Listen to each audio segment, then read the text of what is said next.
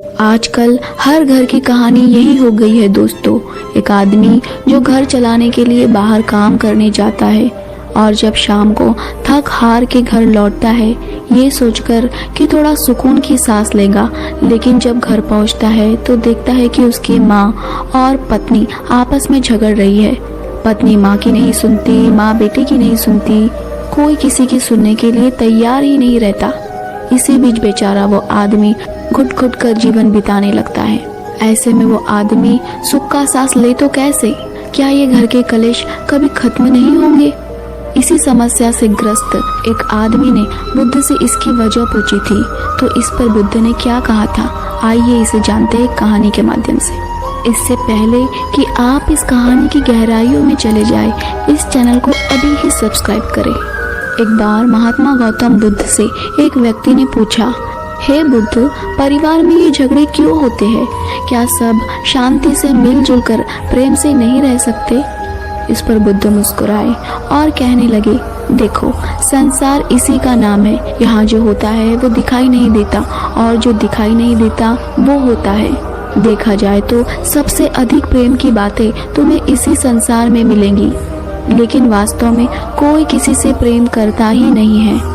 अब अगर आप किसी से प्रेम करते होंगे तो ये बात सुनकर आप हो सकता है थोड़े चौंक जाए, क्योंकि प्रेम एक ऐसी चीज है जो हमें शांति प्रदान करती है। लेकिन सच बताना, क्या आपके घर परिवार में भी शांति है? बुद्ध आगे कहते हैं, चलो इसे अच्छी तरह से समझाने के लिए मैं एक कहानी सुनाता हूँ। बहुत समय पहले एक राज्य में एक व्यक्ति के परिवार में बहुत अशांति थी। उस व्यक्ति की पत्नी और उसकी माँ हमेशा आपस में लड़ते रहती थी। रोज उन दोनों के बीच कहासुनी होते रहती थी और दूसरी तरफ वो व्यक्ति उन दोनों के झगड़े को देख देख कर पागल हो रहा था।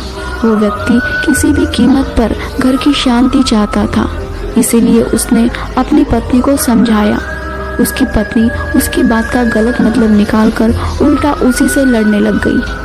फिर उस व्यक्ति ने परेशान होकर अपनी माँ को समझाने की कोशिश की, तो माँ को लगने लगा कि मेरा बेटा अब शादी के बाद बदल चुका है और ये मेरे हाथ से निकलता जा रहा है। इस बात को लेकर फिर माँ और बेटे दोनों के बीच झगड़े हुए। अब वो व्यक्ति जो घर परिवार में सिर्फ सुकून चाहता था, इसीलिए उसने दूसरे उपाय ढूंढना शुरू किया। इसी बीच किसी मित्र ने उसे बताया कि ऊंचे पहाड़ की चोटी पर एक गुफा है, उसमें एक तांत्रिक बाबा रहते हैं, वो तुम्हारी सब समस्या का समाधान कर देंगे। वो व्यक्ति उस तांत्रिक बाबा के पास पहुंचा। वहां पहुंचकर उसने क्या देखा कि उसकी पत्नी उस गुफा से बाहर निकल रही थी और उसके हाथ में कुछ था जिसे वो छुपा कर ले जा रही थी।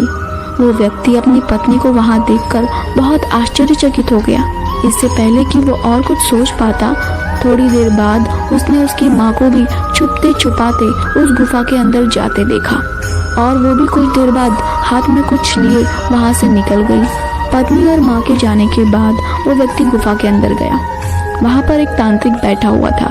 तांत्रिक को देखते ही उस व्यक्ति ने निराश होकर उससे कहा, बाबा, मैं बहुत परेशान हूँ।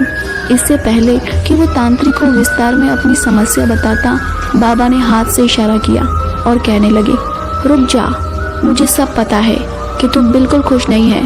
तू अंदर से टूट चुका है। तेरे घर परिवार में कोई तेरी बात नहीं सुनता और तेरी आर्थिक स्थिति भी कमजोर है। बाकी सब तो बहुत सुखी है, बस तेरे ही घर में सुख शांति नहीं है। ये कहकर बाबा उससे पूछते हैं, क्या मैंने सही कहा? बाबा के मुख से ये बातें सुनते ही वो व्यक्ति रोते हुए बाबा के चरणों में गिर गया और कहने लगा, बाबा की जय हो, बाबा की जय हो। और फिर वो अपने दोनों हाथों को जोड़कर उस बाबा से कहने लगा, बाबा, केवल आप ही मेरी समस्या का समाधान कर सकते हैं। उस तांत्रिक बाबा ने थोड़ी राख उठाई और उसे दे दी और कहा, ये लो, इसे अपने परिवार वालों को भोजन में या पानी में मिलाकर पिला देना, फिर देखना सब ठीक हो जाएगा। तुम्हारे जीवन में सुख, शांति, खुशियाँ लौट आएंगी, सब कुछ नियंत्रण में होगा। व्यक्ति बोला, बाबा की जय हो, बाबा की जय हो। ये नारे लगाते हुए वो गुफा से बाहर निकल ही रहा था। बाबा ने उसे पीछे से आवाज दी और कहा, बेटा देखो, कुछ पाने के लिए कुछ त्याग करना पड़ता है। बाहर एक दान पात्र रखा हुआ है, जितना ज्यादा त्याग करोगे उतनी ही जल्दी तुम्हारी मनोकामना पूरी होगी। व्यक्ति ने कहा, बाबा, मैं समझ गया। उस व्यक्ति ने बाहर रखे हुए दान पात्र में अपनी जेब में रखा हुआ सारा धन डाल दिया और हाथ में वो राख दबाकर घर लौट गया। आज उसके घर में सब बहुत खुश थे। सब एक दूसरे की तरफ देखकर मुस्कुरा रहे थे।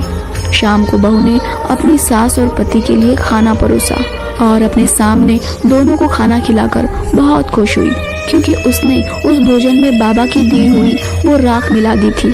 फिर माँ ने भी अपने बेटे और बहू को खाने के बाद दूध गर्म करके दिया। माँ भी बहुत खुश थी, क्योंकि उसने भी उस राख को दूध में मिला दिया था। फिर आखिर में बेटे ने भी अपनी पत्नी और माँ को ताज़े फलों का जूस बनाकर पिलाया और पिलाने से पहले उसने उस तांत्रिक बाबा द्वारा दी गई राख मिला दी। बेटा भी जूस पिलाकर बहुत खुश हुआ। इस तरह घर में खुश रहने की सबकी वजह अलग अलग थी। दूसरी सुबह उन तीनों को बहुत उम्मीद थी कि राख मिलाकर उन्हें अपने मनचाहे परिणाम मिलेंगे। बहू सुबह उठी और सास के पास जाकर बोली, चलो उठो, मेरे लिए खाना बनाओ। सास ने कहा, मैं तेरे लिए खाना बनाऊं? मैं तेरे लिए खाना क्यों बनाऊंगी? तू बना मेरे लिए खाना।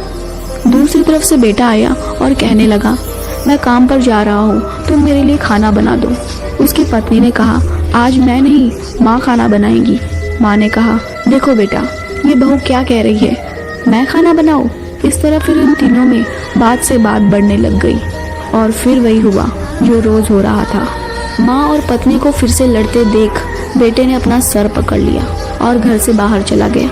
घर के इस तरह के रोज रोज के झगड़े से सिर्फ वो व्यक्ति ही नहीं बल्कि तीनों सदस्य बहुत परेशान थे। इसीलिए वो भी इससे छुटकारा पाना चाहते थे, लेकिन तीनों को कोई सफलता नहीं मिल रही थी। अब तो तीनों को विश्वास हो गया था कि अब हमारे घर परिवार में शांति नहीं आ सकती। फिर एक ज्ञानी व्यक्ति ने बेटे को बताया कि तुम अपने घर परिवार में एक शांति का हवन करवा लो, जिससे शांति उत्पन्न होगी। घर में फिर हवन कराया गया। हवन कराने के बाद कुछ दिन घर में शांति आई। कुछ दिनों तक तो सब ठीक चलता रहा, लेकिन फिर से कहासुनी शुरू हो गई और फिर से एक दिन घर में पहले जैसा हंगामा हो गया। अब उस व्यक्ति का मन पूरी तरह से उदास हो गया था। वो इतना हताश हो गया था कि अब वो इस संसार को ही छोड़ देना चाहता था, जिसकी वजह से उसका मन अब आत्महत्या करने की सोच रहा था। एक दिन आत्महत्या करने के इरादे से वो व्यक्ति घर से निकला। रास्ते में उसने एक गुरु का आश्रम देखा और वो आश्रम पहुंचकर गुरु को अपनी सारी समस्या बताई। गुरु ने उससे कहा, इसमें आत्महत्या करने जैसा तो कुछ है ही नहीं, यही तो संसार है। तुम अगर इस संसार में हो तो इसे जियो, इससे भागो मत। अब मैं जो तुमसे कहूँगा वैसा तुम अपनी पत्नी और माँ से कहना, फिर देखना सब ठीक हो जाएगा। फिर गुरु ने उस व्यक्ति को कुछ बताया। उसके बाद वह व्यक्ति अपने घर चला गया। उसने अपनी पत्नी से कहा कि इस गांव के बाहर एक गुरु का आश्रम है। मैंने सुना है कि उनके पास जो भी जाता है वे उसकी सारी समस्या का समाधान कर देते हैं और बदले में कुछ मांगते भी नहीं है। पति की बात सुनकर पत्नी ने गुस्से से कहा, तो तुम मुझे ये सब क्यों बता रहे हो? मुझे इन सब में कोई दिलचस्पी नहीं है। उस आदमी ने फिर अपनी माँ से कहा कि एक महान गुरुजी है इस गांव के बाहर, उनसे जो भी मांगो वो पूरा हो जाता है, मैंने खुद देखा है। माँ ने कहा, तुम मुझे क्यों बता रहे हो? तुम जाओ उनके पास और अपनी मनोकामना करो पूरी। अगले दिन वो व्यक्ति निराश होकर उसी गुरु के आश्रम में पहुंचा। वहां पहुंचकर उसने देखा गुरु के आश्रम से उसकी पत्नी बाहर निकल रही है। कुछ देर बाद उसकी माँ भी आश्रम में गई और बाहर आई।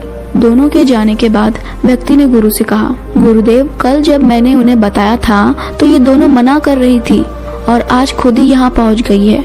गुरु ने कहा, लालच सबको खींचता है और ऐसा लालच जो चमत्कार से जुड़ा हो उससे तो व्यक्ति तुरंत खींचा चला आता है। अब जाओ और देखो तुम्हारे घर में सब ठीक होगा। अगर कभी किसी के झगड़े